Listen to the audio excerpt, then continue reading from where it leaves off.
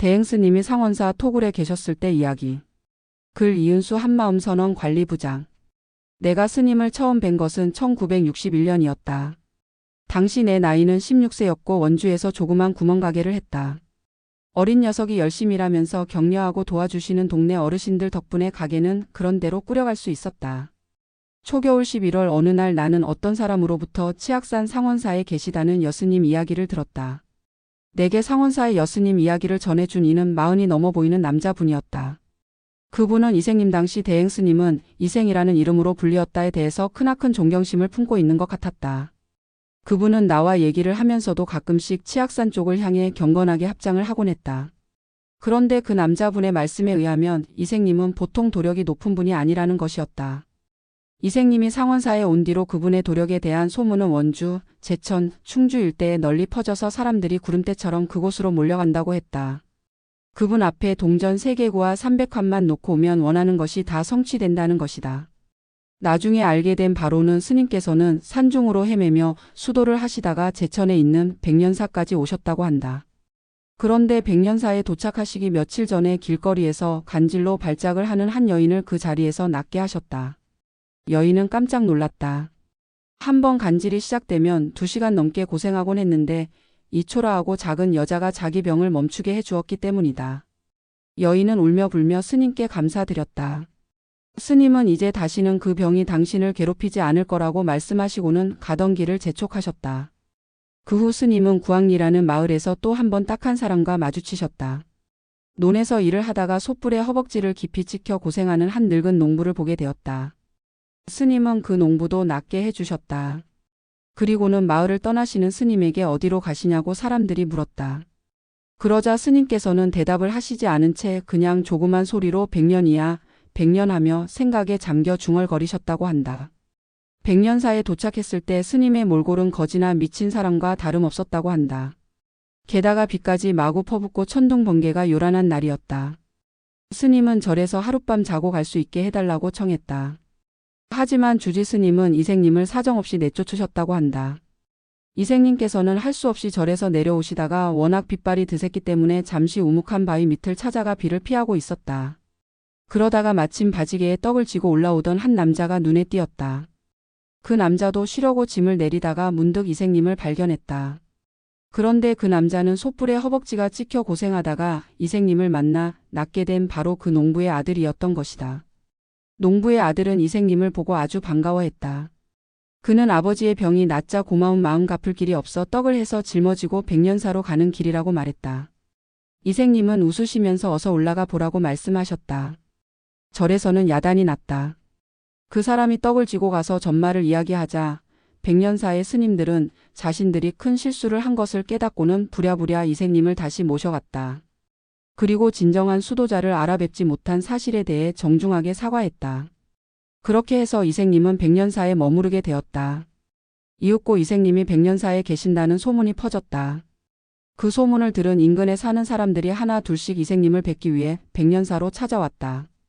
이생님은 그들의 딱한 사정에 응해 주셨다. 그러던 중 오보살이라는 분이 백년사에 왔다. 그분은 오시자마자 이생님의 시중을 들고 여러 가지로 뒷바라지를 했다. 그런가 하면 윤처사라는 분도 그곳에 왔다. 이분은 또 이생님을 위해서 남자가 할 수 있는 여러 가지 일을 자청해서 했다. 그때까지도 이생님은 생식을 할 뿐 여느 음식을 들지 않았기 때문에 윤처사는 산중에서 도라지며 칡뿌리, 머루 따위를 구해다 이생님께 공양을 드리곤 했다. 그러던 어느 날 백년사 여자신도 회장이던 오보살이 신비한 꿈을 꾸었다. 당신이 이생님을 치악산 상원사로 모시고 가라는 내용의 꿈을 거푸 3번이나 꾸자 그분은 꿈 내용을 이생님께 이야기했다. 이생님은 묵묵히 그에 응하셨다. 그때 이생님은 처음으로 오보살이 준비한 깨끗한 옷으로 갈아입으셨다. 몸도 깨끗하게 씻으셨다. 그리고 나서 일행과 함께 상원사로 향했다. 그 당시 이생님과 함께 상원사로 간 사람은 오보살, 장보살, 윤처사, 그리고 승려 2분과 어느 대학생 1명이었다고 한다. 말이 꿈의 계시를 받고 간다고는 하지만 상원사 측에서 초대한 것도 아니었으므로 일행은 미래에 대해서 불안한 감도 가지고 있었다. 이생님이야 정처 없는 만행으로 이미 그런 따위의 일에는 희비가 없는 분이었지만 보살들의 마음은 그렇지 않았다. 특히 이생님을 지극하게 존경하였던 오보살은 이생님이 혹시 푸대접이나 받지 않을까 걱정하였다. 그러자 이생님께서는 담담하게 나는 상원사가 아니라 그 밑에 있는 토굴에서 지낼 것이라고 말씀하셨다. 일행은 저녁 무렵에 상원사에 도착하였다. 해발 1050m나 되는 치악산 정상에 있는 상원사는 폐사나 다름없었다. 게다가 주지 스님도 병중에 있었다. 모두들 주지 스님께 병문안을 드리고 함께 공양을 했다. 이튿날 이생님은 주지 스님께 토굴을 빌려달라고 청했다. 토굴이란 글자 그대로 흙을 파서 만든 굴이 아니라 나무와 흙을 층층으로 쌓아 올려 지붕을 얹은 단칸집을 말한다. 아무도 이생님께 토굴이 있다는 사실을 알려주지 않았지만 이생님은 이곳에 올 때부터 그곳을 염두에 두셨던 듯 하였다. 주지 스님은 비어있는 토굴이니 누가 그곳에서 공부를 하겠다면 말릴 수는 없노라고 말하며 승낙은 했지만 한마디 경고를 잊지 않았다. 그 토굴이 여간 터가 세지 않다는 것이었다. 그동안 몇몇 스님들이 크게 결심을 하고 정진하기 위해 그곳에 갔었지만 모두들 며칠 지나지 않아서 초죽음이 돼 물러나고 말았다는 것이다. 그러나 이생님은 빙그레 웃으셨다. 토굴은 상원사에서 약 500m쯤 아래쪽에 있었다. 지금 1985년도 그곳의 반쯤은 쓰러진 채로 그러나 거의 옛 모습을 그대로 간직하고 있는 토굴을 볼 수가 있다. 오른쪽으로는 계곡이 깊고 그 건너편에서는 높은 산봉우리가 계곡 아래를 굽어보고 있다.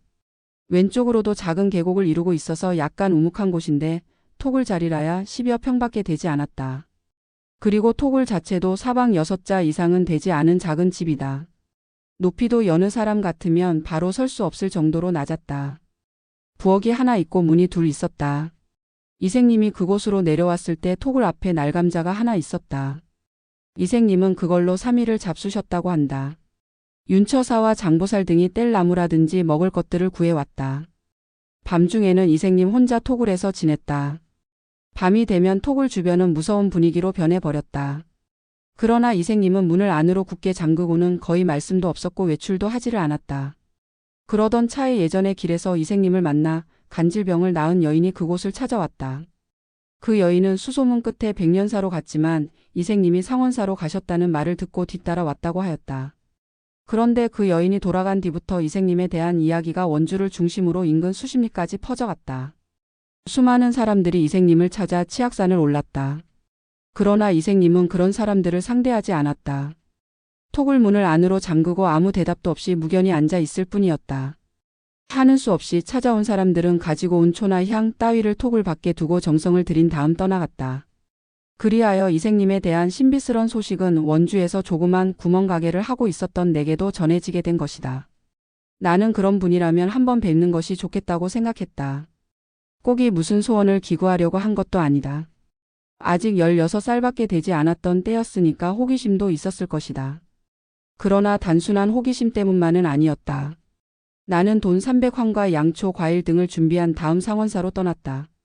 겨울이었다. 눈이 많이 내렸기 때문에 산길은 아주 미끄러웠다. 게다가 많은 사람들이 지나다녀서 반은 얼음길이 돼 있었다. 그래서 아침 일찍 나섰는데도 상원사에 도착해보니 오후 4시나 돼 있었다. 절에 도착해보니 적어도 200~300명은 될 사람들이 모여서 혹은 법당에서 정성을 들이는가 하면 혹은 공양을 하는 등 온통 잔칫날 같았다. 사람들에게 물어서 나는 이생님이 계신다는 토굴로 갔다. 그런데 거기에도 200~300명은 될 사람들이 토굴 쪽으로 몰려가고 있었다. 나는 덩달아 그들 뒤를 따라갔다. 그때 누군가가 이생님이 오신다고 말했다. 보니 아주 조그맣게 생긴 분이 토굴 쪽으로 올라오고 계셨다. 사람들은 그분을 뒤쫓아서 모두들 다시 토굴로 올라왔다. 그분은 토굴에 도착하자마자 조그만 방으로 들어가더니 문을 닫아버렸다. 사람들은 모두 그 방 앞에 가지고 온 것들을 놓고 기원을 했지만 이생님은 이런 방구가 없었다. 나도 간신히 기회를 얻어 가지고 온 것들을 문 앞에 놓았다. 그런데 바로 그때 이생님께서 문을 여셨다. 내가 공손하게 절을 드렸더니 이생님이 말씀하셨다. 인연이 있으면 다시 한번 만나겠지요. 참으로 이상한 것은 그처럼 아무에게도 말 한마디 건네지 않던 그분이 유독 내게만 의미심장한 말씀을 해주셨다는 것이다. 그러나 나는 그게 무슨 뜻인지를 몰랐다. 그런데 그 말씀의 의미는 나중에야 밝혀졌다. 나는 그날 집으로 돌아온 다음 범상치 않은 꿈을 꾸었다. 그리고 처음 내게 이생님 이야기를 해주셨던 분의 새삼스러운 권고도 있고 해서 약 한 달 뒤에 다시 상원사를 찾아가게 되었다. 거기서 나는 이생님과 단 둘이서 말씀을 나눌 기회가 있었다. 그런데 이생님의 말씀은 전혀 뜻밖의 것이었다. 조금 있으면 주지 스님이 이리 오실 거요. 주지 스님은 학생 보고 이곳저곳 일을 도와달라고 그러실 텐데 두 말 말고 그러겠다고 대답하도록 해요. 나는 한편 무서운 생각도 들고 해서 망설이고 있었다. 그러자 내 심중을 아셨던지 이생님이 나를 달랬다. 내가 학생을 쭉 만들려고 그러는 게 아니요. 여기 있으면 여러 가지로 배울 게 많을 것 같아 그러오. 나는 얼떨결에 그렇게 하겠노라고 대답해 버렸다. 이생님은 내게 몇 가지를 물으시더니 그러면 언제 다시 오겠느냐고 물으셨다. 나는 나도 모르게 생각나는 대로 정월 20날 다시 오겠노라고 대답했다. 그런데 집에 와서 곰곰이 생각해보니 일이 여간 이상하게 된 게 아니었다. 생각지도 않은 절간 생활을 하게 되었기 때문이다. 그러나 일단 약속은 약속이었기 때문에 나는 그동안 내 주변을 정리하고 정월 20날 상원사로 올라갔다. 거기서 내가 맡았던 일은 뗄나무 준비, 방에 불을 떼고 밥하기, 잔심부름 따위였다. 나는 내가 왜 이 고생을 하는지도 모른 채 한 달간 부지런히 뛰어다녔다. 이생님을 보려고 여전히 수많은 사람들이 매일 같이 치악산을 올라왔다. 하루면 약 5-600명 정도였다. 대부분의 사람들이 다 식사를 했고 또 일부는 잠을 잤기 때문에 나는 그야말로 눈코 뜰 새 없이 바빴다. 그곳에는 나 말고도 행자가 한 사람 더 있었지만 일손은 턱없이 부족했다. 한 달 동안 나는 한 번도 방 안에서 잠을 자보지 못했다. 한 달쯤 지났을 때 나는 그만 지쳐버리고 말았다. 이런 상태로는 아무것도 배울 수가 없을 게 뻔했다. 나는 곰곰이 생각한 끝에 하산을 하기로 결심했다. 그런데 이상한 것은 이생님이었다. 내가 하산을 작정한 걸 어떻게 아셨는지 나를 부르셨다. 그리고는 말리시는 것이었다. 그래서 하는 수 없이 주저앉고 말았는데 얼마 지나자 또 다시 견딜 수가 없었다. 그런데 이번에도 이생님께서 나를 부르시더니 왜 그런 마음을 먹느냐면서 간곡하게 타이르시는 것이었다. 두 번이나 마음먹은 것을 들키고 나서야 나는 이분이 보통 어른이 아니구나 싶었고 그 뒤부터는 내 마음이 평온을 되찾게 되었다. 매일같이 몰려오는 500여 명이나 되는 사람들을 위해 나는 쌀을 2가마나 삶곤 했다. 그런데 그날 필요한 정도를 이생님께서 귀뜸해 주시곤 했다. 유난히 사람이 많은 날은 미리 일러주셨기 때문에 차질 없이 준비할 수 있었다. 당시 이생님의 외모는 참으로 아름다웠다. 온몸이 부르트곤 했었다는 건 얘기로 들었지만 내가 모시고 있을 당시에는 그렇지가 않았다. 살결이 곱고 어디 하나 흠이라고는 없는 맑은 모습이었다. 대부분의 시간을 토굴에서 혼자 보내셨다. 나는 그분이 뭘 잡수시는 걸 한 번도 보지 못했다. 나중에야 이생님은 화식으로 돌리셨는데 그때에도 아주 극소량을 드실 뿐이었다. 나는 차츰 이생님이 얼마나 대단한 분인지 깨닫게 되었다. 눈이 무릎까지 푹푹 묻히는 한겨울 그분은 외딴 토굴에서 혼자 지내시는데도 아무런 두려움도 느끼지 않는 것이었다. 그리고 매일같이 몰려오는 사람들의 이야기로는 이생님에게 소원을 빌면 모든 것이 형통한다는 것이었다. 알 수 없는 일이었다. 또한 그 신도들에 의하면 깊은 밤중에는 토굴을 지켜주는 범이 있다는 것이었다. 심지어 그 법을 목격한 사람도 있다고 하였다. 그 뒤로 나도 범 이야기에 대해서는 여간 흥미가 동하지 않았다. 그러나 나는 끝내 범을 직접 보지는 못했고 토굴 주변에서 발자국을 볼 수는 있었다. 한 번은 이런 일이 있었다. 토굴에 불을 지피러 갔던 행자가 늦도록 돌아오지 않아서 내가 어슬렁어슬렁 토굴로 내려갔다. 그런데 행자가 부엌에서 까무라쳐 있는 게 아닌가. 그의 말로는 범을 보았다는 것이었다. 토굴 뒤쪽으로부터 나타난 황소만한 범이 토굴 앞에 있는 바위에 쪼그리고 앉는 바람에 오금을 펼 수 없었고 그만 기절해 버리고 만 것이었다. 아마도 이생님에 앞서 그 토굴에서 수행을 하시려 했던 스님들은 범을 보고 놀라서 수행을 포기했는지도 모른다. 그러나 이에 대해서 이생님은 별 말씀이 없이 다만 빙그레 웃을 뿐이었다. 이생님을 찾아 몰려오는 사람들의 행렬이 한 달, 2달이 아니라 해를 두고 계속되자 마침내 경찰에서 개입하는 정도가 되었다.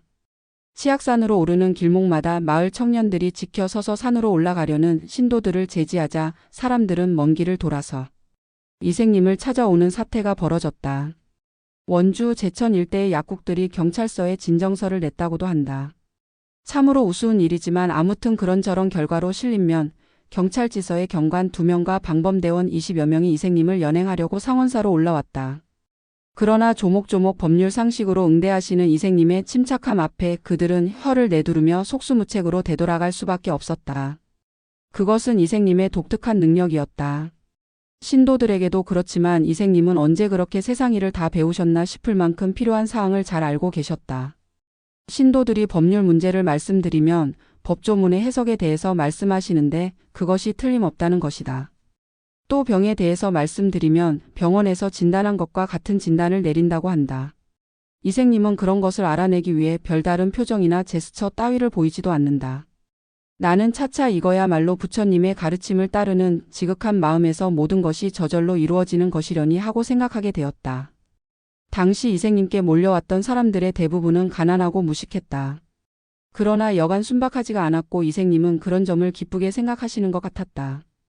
그리고 대부분의 사람들이 이생님께 의지하려는 내용은 질환에 관한 것이었는데 비록 병원에서 불치병으로 선고된 병일지라도 이생님으로부터 알았으니 가보세요라는 나지막한 대답 한마디만 듣고 나면 그 병은 꼭 낫는다는 것이었다.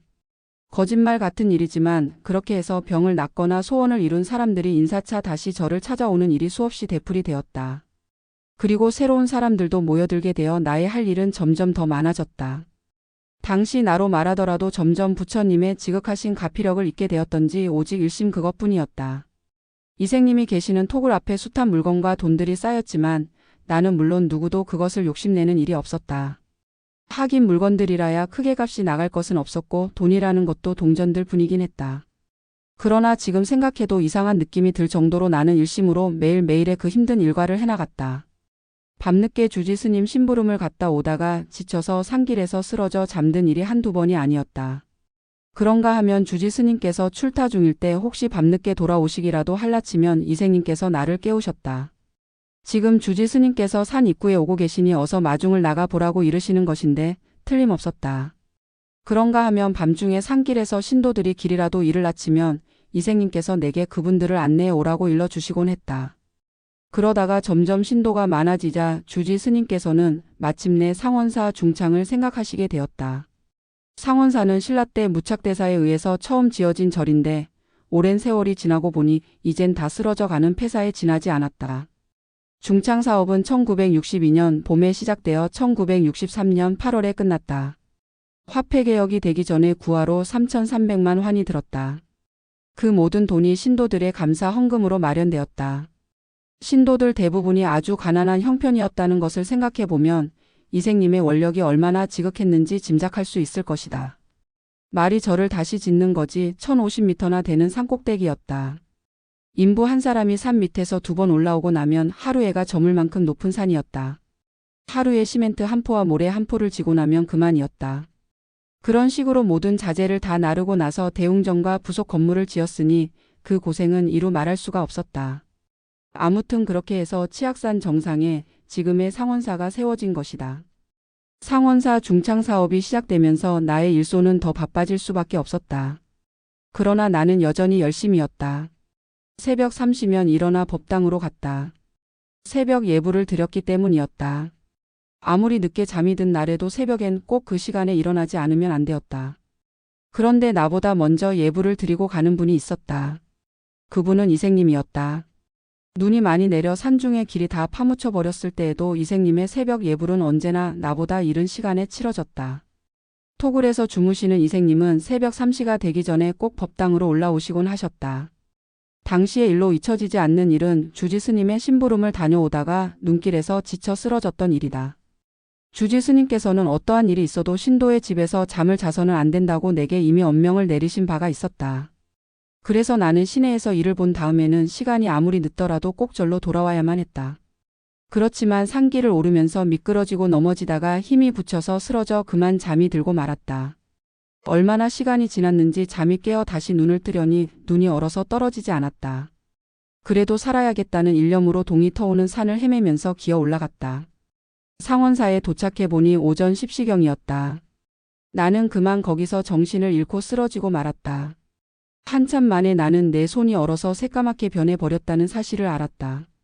이생님이 내 손을 만지시며 울고 계셨다.